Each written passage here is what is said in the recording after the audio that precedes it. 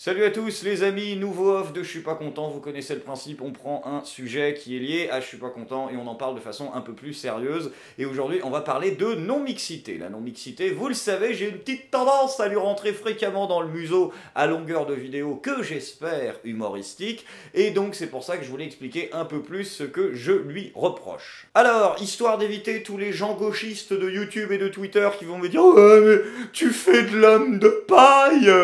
C'est le nouveau truc, c'est l'homme de paille maintenant. L'homme de paille, 3 mots et t'as plus à dire c'est bon, je débat plus parce que homme de paille. Donc, histoire qu'on vérifie qu'on parle bien du sujet et de la même chose, hein, on va aller sur Wikipédia histoire de voir de quoi qu'on parle. Non-mixité. La non-mixité est une pratique consistant à organiser des rassemblements réservés aux personnes appartenant à un ou plusieurs groupes sociaux considérés comme opprimés ou discriminés, comme les femmes ou les membres des minorités ethniques dites racisées, en excluant la participation de personnes appartenant à d'autres groupes considérés comme dominants, comme les personnes blanches ou les hommes, afin de ne pas reproduire les schémas de domination sociale et ainsi libérer la parole. En général, cette non-mixité est prônée par des groupes à caractère militant et associatif, en général liés au féminisme, à l'antiracisme, au mouvement LGBT, mais pas plus rarement, mais on en parle beaucoup moins, également au mouvement de défense des personnes en situation de handicap, hein, mais bon ça, en fait ça choque personne.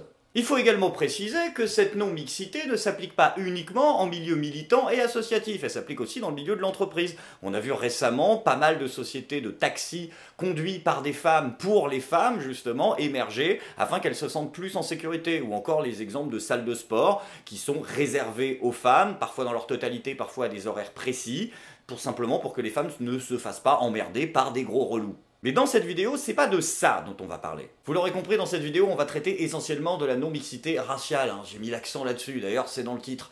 Hein, c'est juste que bon, la non-mixité, concernant encore une fois les personnes en situation de handicap, tout le monde s'en branle. Concernant les femmes, on n'a pas attendu que ce soit un phénomène public et social et dans le débat public pour que des hommes et des femmes se rassemblent naturellement ensemble depuis tout le temps pour discuter. Donc ça, c'est pas véritablement quelque chose de nouveau et ça ne choque finalement que peu de personnes. On va vraiment parler de cette non-mixité raciale-là. Et c'est vrai que cette non-mixité-là, elle fait quand même souvent remous dans le débat public. Des espaces bien délimités, destinés à des catégories de personnes bien spécifiques. C'est ce qui fait grincer des dents autour de l'organisation du festival Nyansapo. Je ne partage pas le fait que pour lutter contre le racisme, il faille employer les mêmes armes, on va dire, c'est-à-dire exclure une partie de la population pour pouvoir lutter contre le racisme. Ce sont des gens qui importent des États-Unis des pratiques activistes, avec une lecture plutôt américaine de la société française. C'est vrai que ça peut être utile entre gens qui subissent les mêmes choses, de parler. Oui, voilà. Mais on ne peut pas imaginer qu'en restant dans l'entre-soi, il peut naître quelque chose où il y a l'exclusion à la base. C'est de ça dont on va parler aujourd'hui, la non-mixité raciale défendue par les milieux associatifs et militants. Et encore une fois, histoire de ne pas faire d'homme de paille, hein, définissons clairement de quoi on parle et ne faisons pas d'amalgame. T'as vu, j'ai tout placé d'un coup. Pourquoi pas d'amalgame? Parce qu'il ne faut surtout pas simplifier le débat en disant que d'un côté, y a les gens normaux et de l'autre côté, les antiracistes là qui prônent la non-mixité casse-couille. Attention, les milieux et le milieu, donc les milieux associatifs sont très très loin d'être unifiés sur cette question de la non-mixité. Et par exemple, si vous prenez la LICRA, putain, ils perdent pas une occasion de leur rentrer dans le museau à tous les défenseurs de la non-mixité raciale. Le stage consacré à l'antiracisme est programmé les 18 et 19 décembre prochains. Un stage dont Sud Éducation 93 fait la description suivante. Programme d'histoire servant le roman national, surorientation dans les filières professionnelles des élèves descendants des immigrations, en particulier postcoloniales, l'analyse du racisme d'État dans la société et en particulier dans l'éducation nationale s'impose. Pour étudier ce thème, Sud précise que certains ateliers seront effectués en non-mixité, comprendre réservé aux non-blancs. Une initiative qui fait polémique. La LICRA dénonce un stage qui vise à former des enseignants pour qu'ils diffusent certaines idées à leurs élèves. Ça diffuse haine, division, communautarisme, et ça sous-entend qu'il y aurait, et même c'est exprimé, un racisme d'État. C'est inadmissible, c'est inouï. C'est comparer la République française à l'apartheid. D'autres, au contraire, comprennent cette initiative et défendent les termes employés par Sud. Il y a des enquêtes du CNRS qui ont montré que la police, évidemment, fait du délit de faciès. C'est-à-dire que les Noirs et les Arabes sont 6 à 7 fois plus contrôlés que les autres. La police, c'est l'État, je crois. Donc ce racisme, c'est du racisme d'État, il me semble. Et c'est là que ça devient super intéressant, les copains, parce que contrairement à ce que l'image d'Épinal véhiculée sur Twitter et dans beaucoup de médias tenterait de nous faire croire ou de nous laisserait suggérer, cette question de la non-mixité n'est pas une opposition entre les méchants, horribles racistes et les gentils progressistes.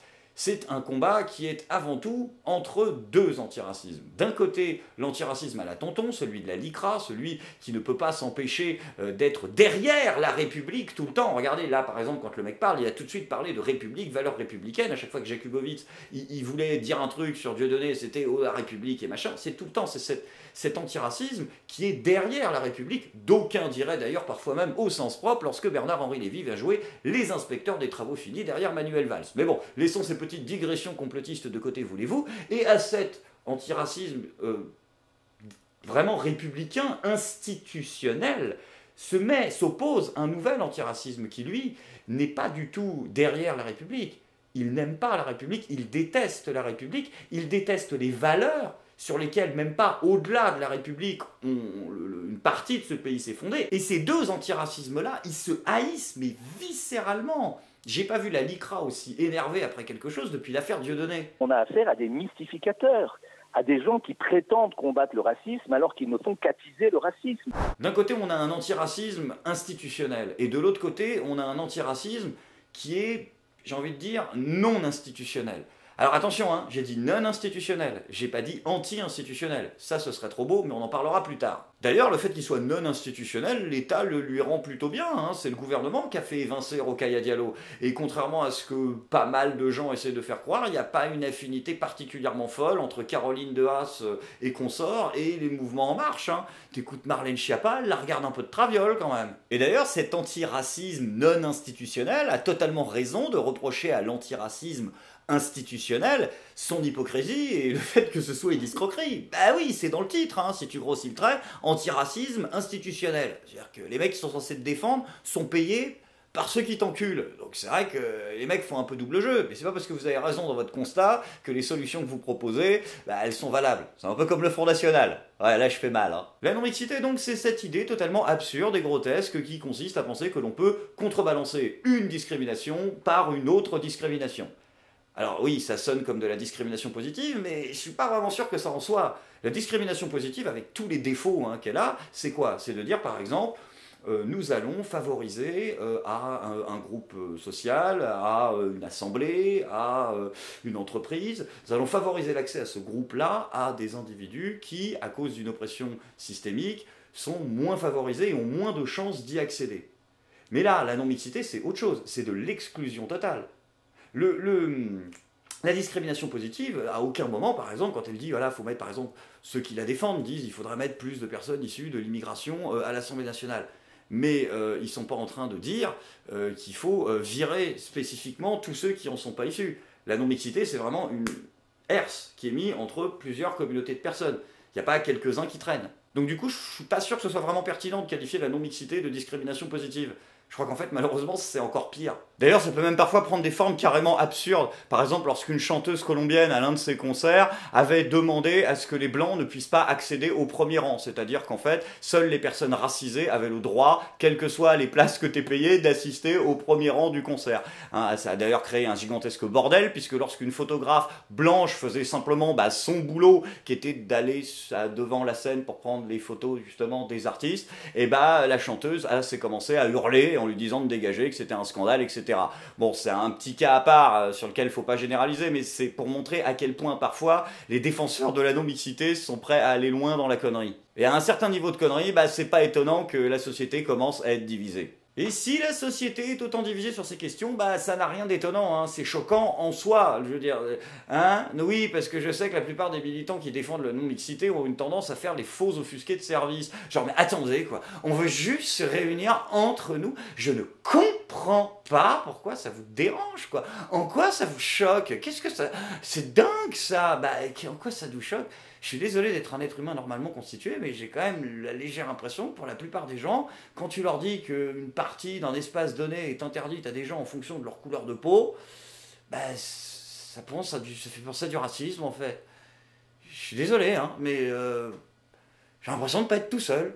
Et c'est là que les défenseurs de la non-mixité, et je dis bien les défenseurs et non pas les défenseurs, pour une raison évidente, c'est que c'est strictement imprononçable, c'est donc là que les défenseurs de la non-mixité, en général, nous sortent plusieurs cartes magiques pour nous expliquer que non, ça n'est pas du racisme, et pour cela, ils sortent donc toute une série d'arnaques qu'on va étudier, bien sûr, les unes après les autres dans la joie et la bonne humeur. Arnaque numéro 1, El famoso coup de l'ethnocentrisme. Claude Lévi-Strauss doit se retourner dans sa tombe façon grand choix. L'ethnocentrisme, c'est quoi? C'est la carte Joker qui est brandie systématiquement par Rokhaya Diallo à chaque fois qu'on l'accuse d'être raciste. C'est-à-dire, ben vous avez qu'à lire Lévi-Strauss, c'est gentil, elle nous file les conseils de lecture, mais alors du coup, je suis pas vraiment sûr que t'es lu plus loin que la couve, toi. En effet, chez Claude Lévi-Strauss, le racisme et l'ethnocentrisme ne sont pas la même chose, et il émet une distinction. L'ethnocentrisme, c'est la tendance, la volonté chez un individu de privilégier les rapports sociaux, culturels avec son ethnie d'origine. En gros, c'est assumer le principe de narcisse communautaire que nous avons tous, et plutôt de privilégier les relations au sein de sa communauté, de se développer au sein de sa communauté. Ça, c'est de l'ethnocentrisme. À côté de ça, on a le racisme, qui lui est totalement autre chose. Le racisme, lui, considère qu'un individu, en soi, pour des raisons naturelles, essentielles, biologiques, génétiques, pour les plus modernes, n'a pas les mêmes chances d'accomplissement individuel ou collectif, c'est-à-dire de créer une société, puis des civilisations, égales pour des raisons justement naturelles ou essentielles, en fonction de sa naissance. Ça permet beaucoup plus facilement d'effectuer une hiérarchisation, donc du racisme, c'est du racisme donc, alors que l'ethnocentrisme en lui-même n'a pas forcément de composante raciste en soi. Mais l'arnaque intellectuelle de Rokhaya Diallo, quand elle nous explique que l'ethnocentrisme est à distinguer du racisme, c'est de sous-entendre qu'elle serait, parce qu'elle est une afro-militante, ethnocentrée et non raciste, par opposition au racisme, comme si les deux choses étaient complètement séparées par un mur. Mais il n'y en a pas de mur entre les deux. Il fallait lire un petit peu plus loin que les 3 premières pages. Le principal problème, c'est que justement, l'ethnocentrisme, si, il peut totalement se dispenser du racisme. Alors moi, après, je reste pas du tout persuadé que ça peut donner naissance à des formes de société particulièrement glorieuses. Mais s'il n'a pas en lui-même de composante raciste, il a juste une composante ultra-communautaire. Moi, je suis contre le communautarisme. Par contre, le racisme, lui, a très souvent comme pilier l'ethnocentrisme, justement. Il est très rare qu'il s'en dispense. L'ethnocentrisme est très souvent, comme dirait Nissa Kheder, par avant, pour dissimuler le racisme. Et puis ce racisme, il se masque même pas d'ailleurs tout le temps. Il suffit de voir comment certaines afro-militantes s'expriment. Je suis pas sûr qu'on soit vraiment dans l'ethnocentrisme de Claude Lévi-Strauss, là. Il se trouve que l'Europe, les Européens, ont été les premiers et les seuls à établir leur fondement même de la vision, de leur vision du monde sur la racialisation des rapports humains. C'est-à-dire qu'ils ont créé le concept identitaire de race. Un Européen se définit comme étant un être racial et définit donc les autres comme étant des êtres raciaux. Ok, donc déjà on commence par 2 conneries. Une petite, qui est plutôt une approximation, et une énorme. La petite connerie, qui est en fait une approximation, c'est de dire que ce sont les Blancs qui ont inventé le racisme. Alors oui, effectivement, ils ont inventé, les Européens, en tout cas, le concept de racisme tel qu'on le connaît aujourd'hui, mais la distinction entre individus appartenant à des races différentes, ma louloute, ça, à l'Égypte antique, on l'a retrouvé déjà. Avec la distinction entre le Roth, qui signifie l'Égyptien, qui était peint en général en rouge, le Namou, lui, il était jaune avec un nez aquilin, le Nachou, qui était noir avec des cheveux crépus, et le Tamaou, lui, il était blond aux yeux bleus. Dans le genre caricature raciale, je vois pas comment on peut faire plus. La deuxième énorme connerie que tu dis, et qui n'est pas une connerie, qui est quelque chose de totalement illégal, qui s'appelle le racisme, c'est de dire que sous prétexte que c'est l'Europe blanche, il y a un paquet de temps, qui a inventé le concept de racisme moderne, naturellement, l'Européen, le blanc, se définit, c'est ce que tu dis, au présent, tu utilises le présent, aujourd'hui, comme individu racial. Et en plus de ça, donc du coup, raciserait les autres. Parce que, non mais attends, non, on arrête. On arrête 2 secondes. Ça s'appelle une essentialisation de l'individu, une naturalisation. C'est parce qu'ils sont blancs, selon toi, que intrinsèquement, ils sont racistes. Parce que lui descend directement de la Méduse. Il faut arrêter de dire que parce que la France a inventé, il y a des siècles de cela, enfin, inventé, oui, c'est Gobineau quelque part, mais le pilier, le socle des théories raciales modernes, il me semble quand même qu'elles se sont pris un léger coup dans le museau dans une période aux alentours de 1940, je ne sais pas si t'es au jus, et deuxièmement, c'est pas pour ça qu'aujourd'hui, le blanc en lui-même se positionne aux autres dans un rapport de racialisation. Ce que tu dis est un racisme inouï. Donc, c'est justement cette vision du monde qui est racialisée qui leur permet de faire une hiérarchie. Puisqu'il y a plusieurs races, puisque tous les humains ne sont pas identiques, eh bien, il y a ceux qui sont au-dessus et ceux qui sont en dessous. Ça, c'était vrai hier, ça l'est toujours, selon vous? Ça l'est de plus en plus. Non, mais là, ça va encore plus loin, madame l'avocate. Oui, parce qu'en plus d'être militante associative, elle est avocate au barreau, sinon c'est pas drôle. Donc du coup, là, c'est-à-dire qu'en plus, à partir de ton délire, là, qui ne repose sur rien, hein, ce n'est pas un argument de dire les mecs ont inventé le truc, donc aujourd'hui au présent ils mettent en place des systèmes de domination concrets, Jean-Claude Dédé, lambda, ça n'a aucun sens. Et donc à partir de ton délire, tu te permets en plus de dire vous êtes de plus en plus raciste, c'est de plus en plus pire, tout à fait, c'est de plus en plus, nous on le voit, on l'a inventé, c'est normal, on le voit.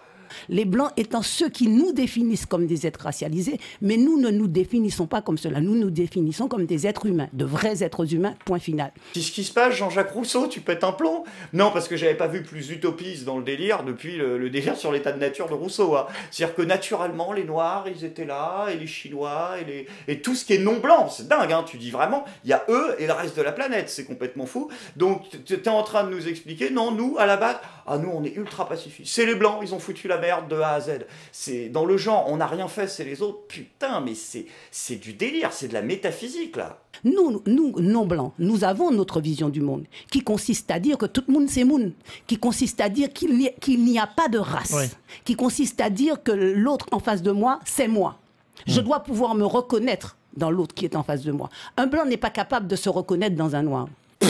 Hop là, donc là vraiment on est dans le domaine de la capacité physique. Donc c'est vraiment là on est au summum du racisme. Petite question très con parce que on est bien d'accord que depuis le début, elle est en train de nous expliquer concrètement que nous, il n'y a pas de race, on est tous égaux, on est tous pareils, mais on est différents des blancs. Il faut savoir. Faut savoir en fait, tu peux pas dire au début on est tous pareils sur cette putain de planète et ensuite de dire la phrase d'après on n'est pas comme les blancs. Il y a un moment, ça colle pas, quoi. Il faut détruire ce système. Une fois que nous avons compris, et les seuls qui peuvent le faire, ce sont les vrais êtres humains, ceux qui se revendiquent non pas en tant qu'êtres raciaux ou être racialisés, mais en tant qu'êtres humains, point. Vous savez que vous allez vous faire taper sur les doigts, hein, parce que vous parlez de vrais êtres humains. Oui, de vrais êtres humains, non, et non pas des êtres humains raciaux. Les Blancs se sont eux-mêmes mis hors humanité. Sinon, on est bien d'accord, c'est pas parce qu'elle est avocate qu'elle n'a pas le droit de se faire attaquer en justice.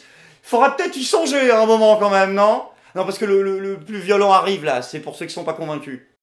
Regardez, ils se prétendent de race blanche et quand ils se mélangent avec une autre, ce qu'ils appellent race, l'enfant qui en sort n'est pas blanc. Ça veut dire qu'ils sont même pas capables de transmettre la race à laquelle ils prétendent appartenir. Ok, bon, je pense que là, on va arrêter de tirer sur une ambulance et puis je vais pas faire justement ce que les progressistes ont une fâcheuse tendance à faire, c'est-à-dire choper les plus débiles de l'équipe d'en face pour pouvoir illustrer mon propos. Je voulais juste vous montrer à quel point ça peut des fois aller très très loin dans le racisme. La question qui va nous intéresser, c'est de savoir justement comment reconnaître quelque chose de raciste dans un discours qui, lui, se prétend ethnocentriste. Et pour ça, on va fermer les bouquins, on va fermer 2 secondes les interviews et on va essayer de réfléchir un peu par nous-mêmes. Et là, je vais émettre quelque chose qui, moi, me semble du domaine du bon sens, donc je vais vous exposer tel quel, et puis si vous trouvez que ce que je dis est complètement con, n'hésitez pas à me le dire, mais en général, vous vous gênez pas. Ce qui me permettrait, moi je pense, logiquement, de distinguer l'ethnocentrisme du racisme. Si vous nous dites, ce n'est absolument pas de l'exclusion de l'autre, nous n'avons absolument aucun souci, nous voulons juste être entre nous de temps en temps. Très bien, à ce moment-là, si cet ethnocentrisme-là n'est pas un racisme, il me semble logique qu'il concède aux autres communautés ethniques le droit, eux aussi, à cet ethnocentrisme. Ça semble totalement normal et logique. Tout le monde à bicyclette. Et effectivement, on voit occasionnellement des mouvements de solidarité entre l'Asia-féminisme quasi inexistant, l'afro-féminisme, et puis de temps en temps un féminisme qui lui est plus proche de considérations religieuses, les hauts voiles, donc peut-être ethniquement un petit peu différent aussi. Enfin, on voit des alliances un peu partout, mais alors le blanc, lui, n'a pas droit à sa zone d'ethnocentrisme. D'ailleurs, ils n'y ont tellement pas droit à cet ethnocentrisme qu'il y a un argument pour le dire. El famoso coup du racisme systémique.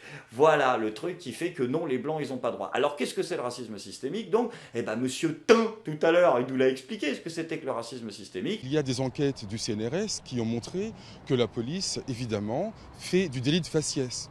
C'est-à-dire que les Noirs et les Arabes sont 6 à 7 fois plus contrôlés que les autres. La police, c'est l'État, je crois. Donc ce racisme, c'est du racisme d'État, il me semble. Et là, on arrive à la deuxième arnaque. La question n'est pas tant de savoir si le racisme systémique existe ou pas. La question, c'est de dire en quoi ce racisme systémique permet de justifier la non-mixité. Si vous êtes en train de nous expliquer qu'il y a un racisme du système, un racisme d'État qui est mis en place par les puissants, que ce racisme d'État est véhiculé par un certain nombre d'individus ou de groupes, par exemple les policiers. Voilà, vous dites on a un problème de racisme d'État et c'est les policiers qui le mettent en place. Et puis peut-être, allez, les juges d'instruction, j'en sais rien. Dites, nous interdisons l'accès à nos réunions à tous les éléments qui mettent en place et qui sont concomitants de ce racisme d'État. Mais n'interdisez pas aux Blancs. Ça n'a aucun sens, ça ne peut pas... L'argument du racisme d'État peut servir de justification pour exclure de ces réunions certaines composantes de ce racisme d'État, mais il ne peut absolument pas servir intellectuellement de socle pour justifier l'interdiction à toute une couleur de peau. C'est-à-dire que vous partez du principe que s'il y a un élément blanc, par nature, par essence, il va y avoir reproduction d'un système d'oppression. Mais c'est du racisme. Regardez, là, il y a une essentialisation de l'individu. On nous a cassé les couilles. C'est-à-dire que SES Racisme nous a cassé les couilles avec le pas d'amalgame pendant 35 ans. Et là, ceux qui veulent enterrer ces gars-là sont en train de débouler en nous disant « amalgame pour tout le monde, servez-vous ». Ouais, les blancs, tous, on s'en fout, fais pas de distinguo, tu les dégages tous. Tout ça pour ça, en fait. Et il y a une raison à ça, comme on le disait au début, et c'est surtout les prospectus. Ne pas reproduire les schémas de domination et libérer la parole. Ça ne veut rien dire. Enfin, pour la première partie. Pour la deuxième, enfin si, dans les deux cas, ça veut dire beaucoup de choses, mais c'est totalement tragique. Parce que ça veut dire que, alors là, je vais vraiment faire dans le cynisme, hein, je vais vraiment aller à la limite de la limite, mais alors je suis désolé si vous avez des complexes d'infériorité, les gars, et les nanas. Hein, on va être inclusif pour le coup, pour se rattraper. Parce que vous êtes en train de dire que... Laissez-moi vous expliquer ce que je veux dire par là. Si vous organisez une réunion, admettons, afro-militante, pour sensibiliser les gens au problème de la communauté noire, ou asio-militante, pour sensibiliser les gens à la communauté asiatique, ou de femmes, pour sensibiliser les gens au problème des femmes, ou n'importe quoi, de policiers, pour sensibiliser les gens au problème de policiers. Vous savez très bien que naturellement, 90% des gens qui vont venir, si ce n'est 99%, vont appartenir à la communauté, naturellement, qui organise le truc, qui sensibilise les gens et qui a ouvert le débat. Enfin, je veux dire, au bout d'un moment, si vous êtes là en train de dire on va faire une réunion entre nous pour discuter de l'oppression spécifique que l'on ressent entre Africains, est-ce que tu penses qu'il y a beaucoup d'Européens qui vont se pointer?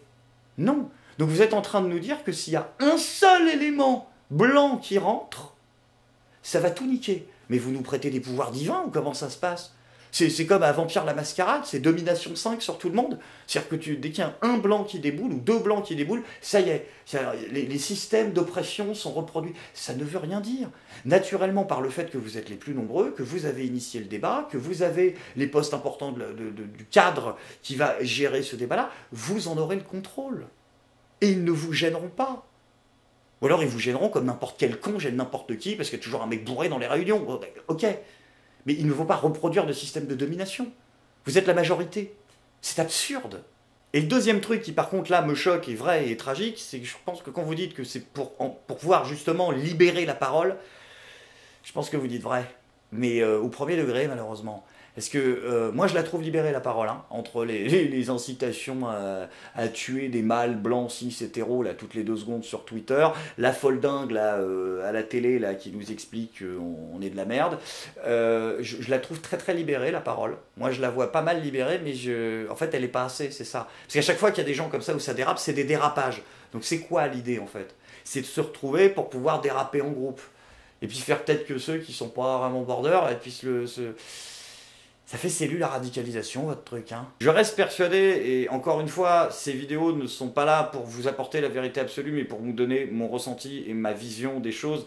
Je reste persuadé que cet ethnocentrisme est utilisé comme une gigantesque arnaque, et que cette non-mixité est un paravent gigantesque qui permet, dans bien des cas, qui vous permet dans bien des cas d'expérimenter le racisme. Alors bien sûr c'est là où ils vont me dire bah non parce qu'on est des groupes antiracistes, mais ça c'est la grande bêtise de la gauche, d'une partie de la gauche, et c'est comme ça que malheureusement elle tend de plus en plus vers la connerie, c'est à perpétuellement s'extraire des problèmes en disant nous on est le camp des anti, comme si nous n'avions pas tous une part de racisme en nous, mais ça on reviendra là-dessus plus tard. Et la troisième arnaque, c'est que vous ne servez à rien.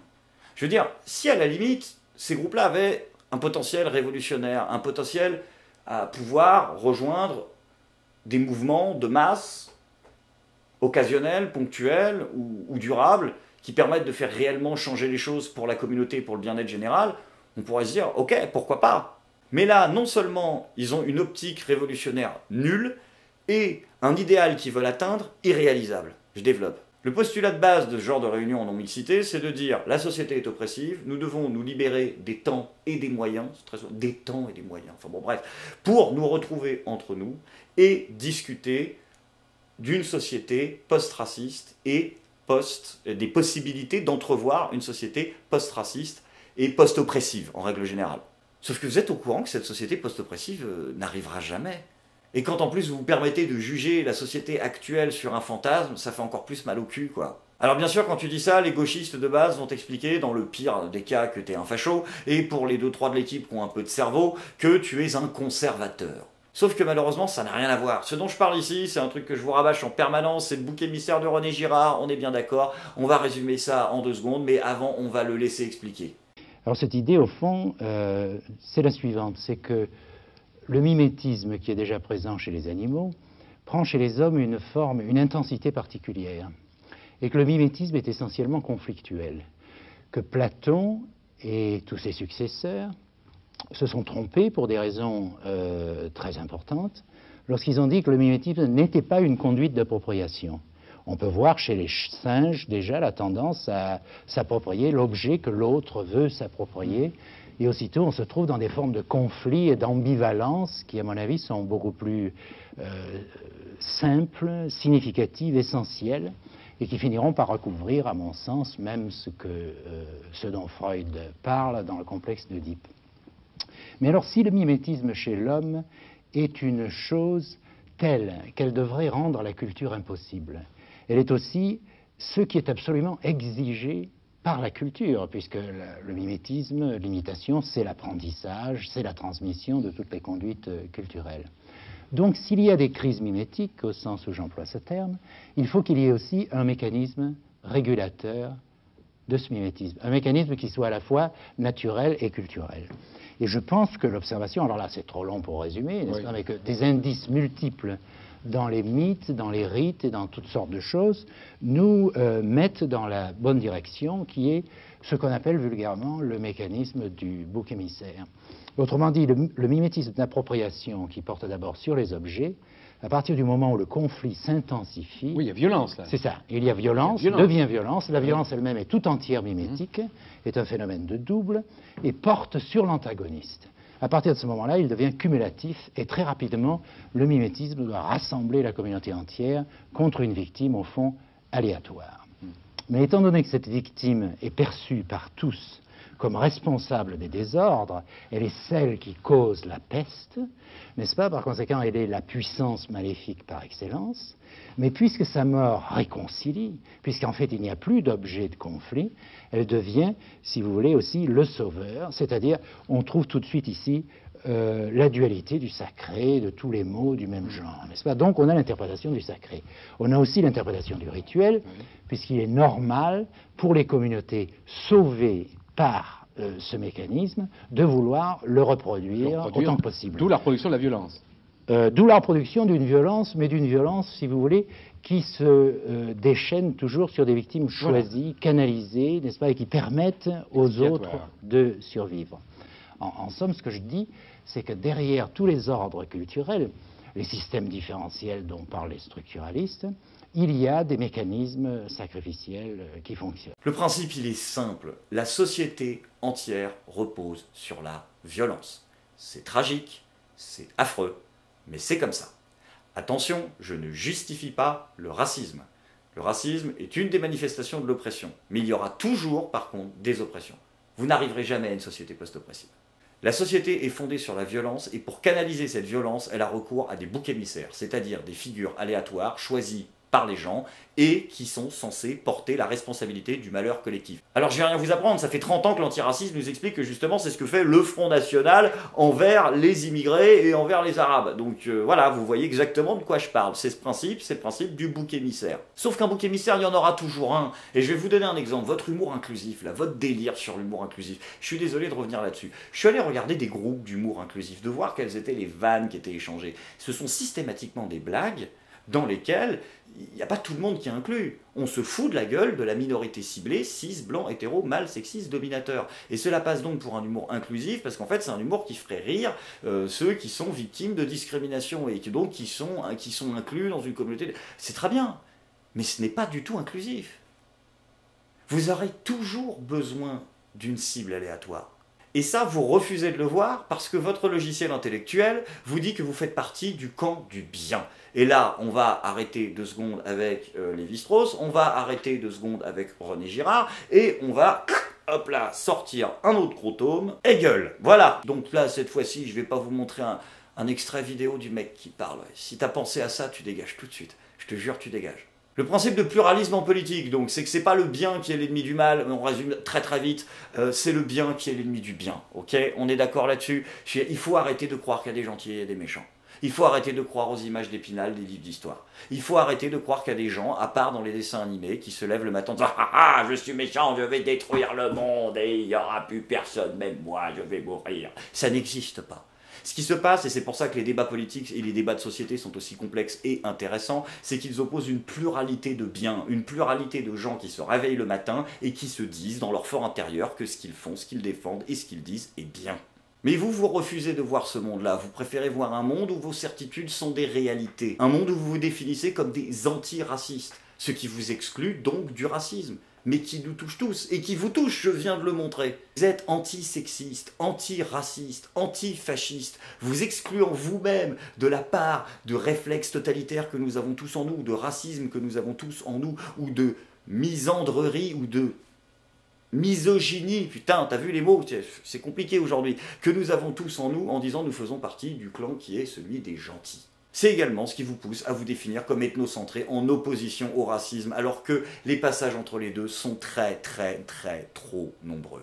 Et justement, cette incapacité à admettre la réalité de la nature humaine qui, comme vous ou moi, désolé, nous appartenons à la même race pour le coup, et n'étant pas un raciste, je crois que nous la partageons, et vu que vous ne voulez pas l'assumer, cette part de réalité, eh ben vous allez vous autodétruire. Et ça a déjà commencé. Et c'est là justement qu'on va arriver au dernier concept, le narcissisme des petites différences. Bonjour monsieur Freud. Le narcissisme des petites différences est un concept d'abord utilisé par Sigmund Freud dans Malaise de la civilisation pour expliquer les oppositions qui surgissent entre des individus ou des groupes que les tiers considèrent comme pourtant étant identiques ou similaires. Il sert notamment en géopolitique pour traiter les tensions qui naissent entre des États, mais aussi à l'intérieur des groupes politiques. Le narcissisme des petites différences, c'est ce qui peut tout autant faire exploser un parti socialiste qu'une dissidence sur Internet. En gros, on va le représenter de façon relativement simple. Admettons que je m'appelle Jean-Louis et que je décide de monter une association de joueurs de pétanque des Bouches-du-Var. Je réunis donc mes amis des Bouches-du-Var et nous faisons donc une partie de pétanque. Et à partir de ce moment-là, je me dis quand c'est bien, c'est cool, c'est génial, on a réussi à être 200. Allez, apéro, tiens, allez, pastis pour tout le monde. Hein? Quoi, Jean-Louis? Ah, tu préfères la bière, toi? Ah bah ouais, non mais oh! On est les vrais joueurs, tu bois du pastis dans le Bouches-du-Var. Ouais, bah t'es pas un vrai joueur de pétanque des Bouches-du-Var. Hein? Bah ouais, bah vous et tes 3 potes là qui buvaient de la Cronenbourg, bah non, bah c'est, ouais, bah vous jouez avec nous mais vous êtes pas les vrais. Hein? Voilà, puis après, bon, ils dégagent petit à petit. Ah non, mais faut pas déconner, hein? Allez, petit coup de sauciflard. Hein? Rachid, il prend pas de sauciflard. Ah bah ouais, mais Rachid, on mange du sauciflard dans les Bouches-du-Var. T'es pas un vrai joueur de pétanque de la Bouche-du-Var, donc tu dégages aussi. Hein, je veux dire, merde, on a des valeurs, on aime la picole, on aime le sifflard, on est de droite, quoi. Hein, vous êtes pas de droite, merde. Ah ben non, mais vous êtes des enculés de socialistes. Ah non, parce que la pétanque, c'est des valeurs. Le boulisme, c'est des valeurs. C'est les valeurs de la droite. Donc bah vous n'êtes pas les vrais. Je monte mon sous-groupe du sous-groupe du sous-groupe. Et puis au fur et à mesure, à force de te diviser, tu te retrouves avec deux. En fait, vous êtes deux. Vous êtes dans un bistrot. Et les deux sont au pastis. Et puis les deux sont tout seuls. Jusqu'à ce qu'il y en a un qui dit, ah de toute façon, on est les meilleurs, non, hein, on n'est pas des PD. Quoi, t'es... Enculé, dégage. Voilà. Et tu te retrouves tout seul. D'ailleurs, ce narcissisme des petites différences ne touche pas que les défenseurs de la non-mixité ethnique, il touche également les défenseurs de la non-mixité homme-femme. Alors quand les deux se rencontrent, parce qu'ils se rencontrent très souvent, justement, c'est effectivement, j'ai plus focalisé la vidéo sur la non-mixité raciale, mais la non-mixité homme-femme peut aussi parfois poser problème, particulièrement quand elle est défendue au nom de principes religieux, où là, il y a toute la laïcité qui se barre en couille. Et quand tout ça se rencontre, bah, ça te donne un beau paquet de conneries. Le féminisme, c'est vouloir que les femmes et les hommes aient les mêmes droits. Cette définition du petit Robert paraît évidente et pourrait probablement nous inclure toutes. Sauf que, au sein de ce mouvement censé être universel, une tendance est de plus en plus accusée de justement ne pas toutes nous inclure. C'est le féminisme blanc, ou white feminism en anglais. Attention cependant à ne pas confondre féminisme blanc avec femme blanche féministe, qui, comme Christine Delphi, Caroline de Haas ou la page anti-harcèlement Paytachnek, soutiennent les femmes de couleur et de religions diverses dans leur lutte. Celles-ci ont d'ailleurs choisi de se réunir dans des groupes d'afroféministes, de féministes musulmanes et d'asioféministes pour continuer leur lutte de manière protégée. Alors vous allez me dire c'est lié au féminisme, mais là c'est pas directement lié à la non-mixité raciale, c'est plutôt de la non-mixité homme-femme. Oui, non mais alors attendez, il faut bien comprendre que, encore une fois, ces mouvements ils sont totalement liés les uns aux autres, comme la demoiselle de chez Al Jazeera, parce que c'est ça le petit logo en haut, c'est bien planqué quand même, comme nous l'a expliqué donc justement la demoiselle. Faut bien comprendre que ces mouvements-là se retrouvent autour du même bouc émissaire, le cis, blanc, mâle, hétéro, sexiste, dominateur. En tout cas c'est une illustration typique du narcissisme des petites différences qui frappent ce genre de mouvement. Vous êtes déjà pas nombreux pour lutter contre votre oppression, et en plus de ça, vous allez rajouter une sous-distinction dans la sous-distinction en fonction de white feminism ou machin feminism. C'est vraiment le narcissisme des petites différences qui va exploser. Et je suis sûr que là, votre white feminism, là maintenant que ploc, il a explosé et qui commence à apparaître, il va se diviser ploc, encore en deux, parce que dans les white féministes, il y aura les catholiques et les pas catholiques, celles qui écoutent du heavy metal et celles qui écoutent Virginie Vota, et que ça va être le bordel, et que c'est comme ça que tout se détruit. Dans le cas présent, je pense que ce narcissisme des petites différences qui vous ronge de l'intérieur a trois explications. La première, votre refus d'admettre que vous faites également partie du problème. C'est de considérer, donc comme on le disait tout à l'heure, que vous êtes les anti-sexistes, les anti-racistes, etc., etc., et que donc vous n'avez absolument pas le germe du problème en vous. Refusez d'admettre que vous êtes une partie du problème, mais devinez quoi ? L'immense avantage, quand on comprend qu'on est une partie du problème, c'est qu'on commence aussi à comprendre qu'on est une partie de la solution. Mais bon, en l'occurrence, vous ne servez à rien. Deuxième raison, le besoin d'avoir une existence politique et donc des combats et des victoires politiques qu'on peut faire passer comme réel. Refusez de voir votre inexistence et votre inutilité totale en créant des problèmes à partir de situations qui pourtant malheureusement sont réelles et en faisant semblant d'avoir réussi à régler le problème ou en tout cas avoir réussi à l'avoir mis en avant dans le débat public. Exemple, le manspreading. Il y a un énorme problème de comportement au sein des transports en France entre les mecs qui écartent les jambes et les nanas qui mettent leur sac sur le côté, et je reste persuadé qu'il y a beaucoup plus d'hommes qui refusent de fermer les jambes que de femmes qui refusent d'enlever leur sac. Ça, c'est pas la question, mais à partir de ce problème-là, vous allez l'essentialiser en créant un truc de toute pièce qui n'existe pas, le manspreading. Vous dites que c'est un petit morceau du problème, vu que vous êtes incapable de régler et que vous n'avez aucune envie de régler le problème général, vous isolez un petit combat qui n'existait pas 15 jours avant et que vu que vous l'avez créé, paf, vous arrivez, vous en parlez, ils en ont parlé, du coup on a gagné. Voilà, vous n'arrivez à régler finalement des problèmes que uniquement si vous êtes la cause du problème. Enfin, quand je dis la cause du problème, vous n'êtes pas la cause de la malpolitesse des gens, mais vous êtes les inventeurs, les breveteurs, enfin les importateurs. C'est ça qui est dramatique, c'est que c'est pas de vous, ça vient des États-Unis, ces conneries. Du manspreading. Et le manspreading n'existait pas avant que vous l'inventiez. Le problème de civilité dans les transports, oui, mais pas le manspreading en tant que tel. Ça, c'est une essentialisation que vous ramenez dans le débat pour pouvoir la combattre après l'avoir créée. Trop facile.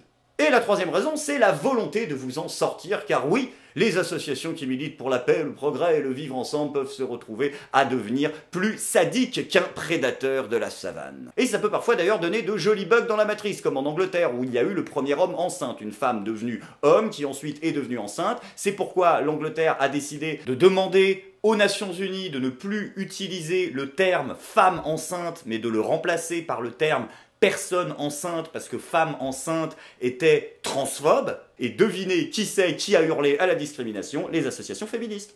Quoi? Vous nous ôtez notre spécificité de souffrance de femme d'être enceinte? Mais c'est sexiste, hein? C'est les LGBT, c'est nous qui voulions qu'ils aient plus de droits. Ouais, bah qu'ils aillent se faire enculer maintenant. Il reste plus qu'une barque sur le Titanic. Bah c'est ça le problème. Notre société est un gigantesque Titanic en train de couler. Et au fur et à mesure que tout le monde monte les étages, tout le monde s'aperçoit que finalement on pourra peut-être pas sauver tout le monde. Et ces associations-là se disent, bah écoute, si le cis blanc mâle hétéro là, on ferme les grilles là, il va se noyer. Bah il reste des canaux, hein, bah voilà, on est bon. Et une fois qu'on est arrivé en haut et qu'on s'aperçoit que finalement il reste plus qu'un zodiaque, et bah même les alliés les plus traditionnels d'hier, on peut toujours leur mettre un petit coup au cul pour les dégager et prendre la place. Pour conclure cette vidéo, je dirais donc deux choses. Première idée, je reste persuadé, pour toutes les raisons que j'ai évoquées, que les réunions en non-mixité raciale sont un racisme qui ne dit pas son nom. La deuxième, c'est que je pense que tout ce nouvel antiracisme qui défend la non-mixité va s'effondrer. Et ce pour trois raisons. Un, parce que ce qu'il raconte n'a absolument aucun sens. Deux, parce qu'il est en train de se diviser à l'intérieur de lui-même à peine après avoir commencé à apparaître dans la société. Et la troisième raison, c'est parce que je pense que cette nouvelle antiracisme va s'écraser littéralement comme une merde face à l'ancien antiracisme institutionnalisé qui est beaucoup plus fort,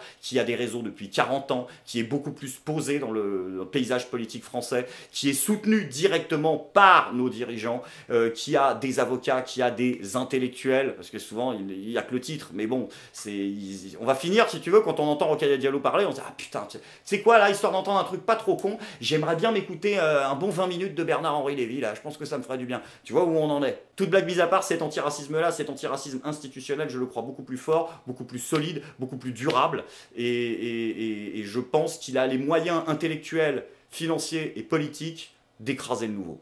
Alors après attention, je ne dis pas que ce nouvel antiracisme ne connaîtra pas avant son extinction, que je crois malheureusement aussi programmée que celle des dinosaures, quelques victoires sur le plan politique, peut-être un jour une loi Rokhaya Diallo pour que nos scientifiques arrêtent enfin de parler d'e-men et parlent de e-women, peut-être aussi pour obliger nos rabbins misogynes à ne plus dire shalom mais shalafam, et pendant qu'on y est, pourquoi pas interdire le café crème en le renommant à propos café oppressif et discriminatoire. Cette vidéo est maintenant terminée, mais vous connaissez le principe, cette vidéo n'était que le début de la réflexion qui, je l'espère, continuera dans les commentaires. Vous êtes très nombreux à commenter dans les offs et ça fait très plaisir parce que c'est vraiment le but de cette vidéo. Je ne suis pas là pour faire une vidéo exhaustive, je suis là pour lancer quelque chose et à partir de là, vous pouvez suivre le mouvement, vous mettre en contradiction, apporter de nouvelles pierres à l'édifice. Vous pouvez également lâcher un pouce si vous avez aimé et partager cette vidéo. Je sais que les offs font plus de vues que le format principal. Alors n'hésitez pas à ne pas me faire mentir et à partager cette vidéo parce que justement là, c'est des vidéos où je prends peut-être un petit peu plus de risques de rentrer dans le sujet, et voilà, tout simplement. Quant à moi, je vous retrouve